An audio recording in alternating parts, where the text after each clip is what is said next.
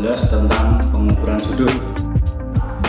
Sebelum kita masuk ke pembelajaran, sebelumnya saya bacakan dulu kompetensi dasar dan indikator dari materi di 3.12 ini.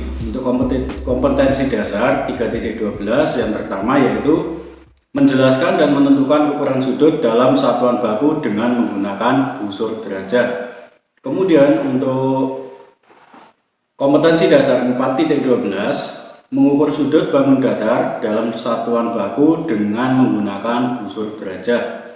Sedangkan untuk indikator 3.12.1 memahami pengertian sudut. Kemudian untuk yang 3.12.2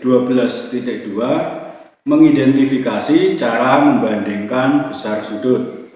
Kemudian untuk indikator 4.12.1 menjelaskan pengertian sudut. 4.12.2 menyajikan penyelesaian masalah yang berkaitan dengan besar sudut. Jadi itu adalah kompetensi dasar dari materi pengukuran sudut kali ini. Kemudian selanjutnya saya akan menyampaikan tujuan pembelajarannya. Jadi dalam tujuan pembelajaran materi ini, melalui penjelasan guru, siswa mampu memahami pengertian sudut. Sedangkan untuk tujuan pembelajaran yang kedua, melalui penjelasan guru, siswa mampu memahami serta menjelaskan pengertian sudut. Jadi anak-anak nanti setelah pembelajaran ini selesai, anak-anak diharapkan untuk bisa memahami apa itu sudut. Kemudian kita lanjutkan materi kita yaitu tentang pengertian sudut. Sudut adalah daerah yang dibentuk oleh pertemuan antara dua buah sinar atau dua buah garis lurus. Jadi sudut itu dibentuk oleh dua buah sinar atau dua buah garis lurus. Sudut itu dapat dibentuk dari dua buah sinar atau garis yang memiliki titik pangkal yang sama atau titik pangkal yang saling berimbit. Untuk lebih jelasnya, silahkan perhatikan contoh gambar sudut di bawah ini. Di situ terdapat gambar sudut ABC. Sudut ABC pada gambar di atas adalah sudut yang dibentuk oleh garis BC dan garis BA dengan titik pangkal atau titik temu berada di titik B. Kemudian untuk ruas garis BC dan ruas garis BA itu dinamakan kaki sudut.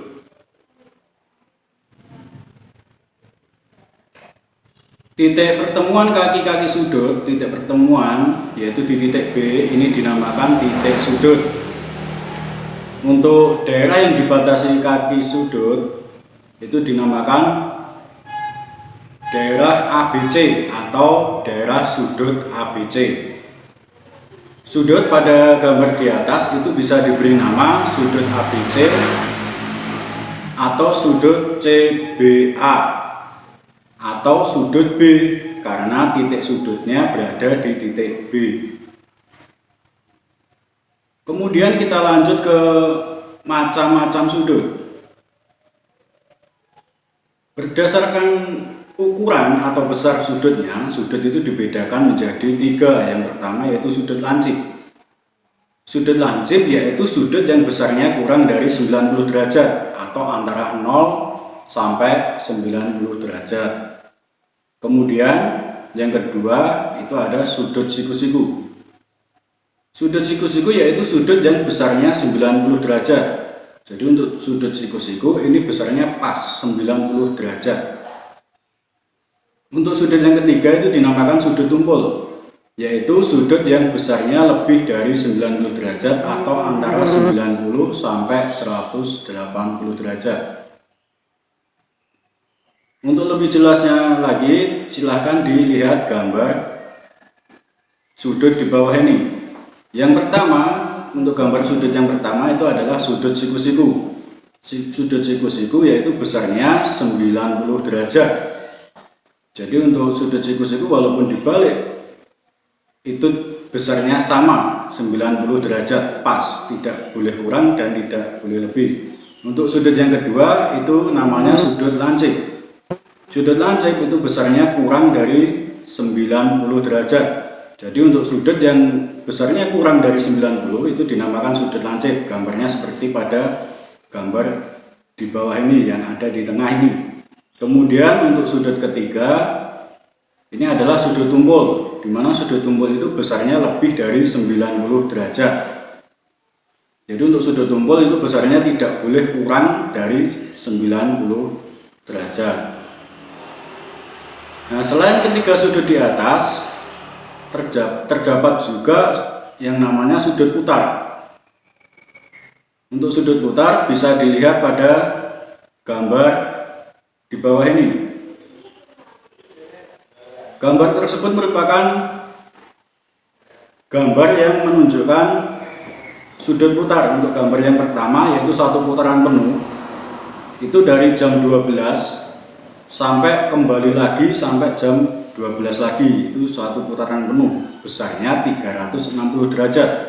Kemudian untuk sudut putar yang kedua yaitu setengah lingkaran.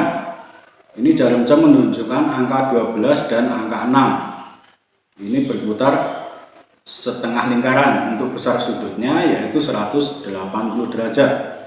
Kemudian untuk sudut putar yang ketiga yaitu seperempat putaran, seperti ditunjukkan pada jarum jam pada gambar yaitu pukul 12 dan pukul 3. Ini menunjukkan setengah putaran yaitu besarnya 90 derajat. Nah, untuk lebih memahami materi sudut ini tadi, silakan dikerjakan soal di bawah ini. Untuk soal nomor 1 sampai dengan 5. Soal nomor 1, nama sudut bangun di samping adalah, dilihat gambarnya di sini. Di sini ada bangun segitiga dengan sudut apa? Itu nanti bisa dikerjakan. Kemudian nomor 2, nomor 3, nomor 4 dan sampai terakhir nomor 5. Silakan untuk tugasnya ini dikerjakan pada buku tulisnya masing-masing.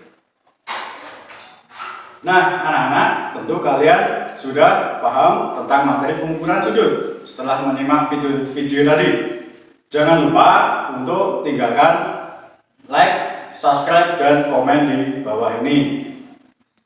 Your point is an elephant.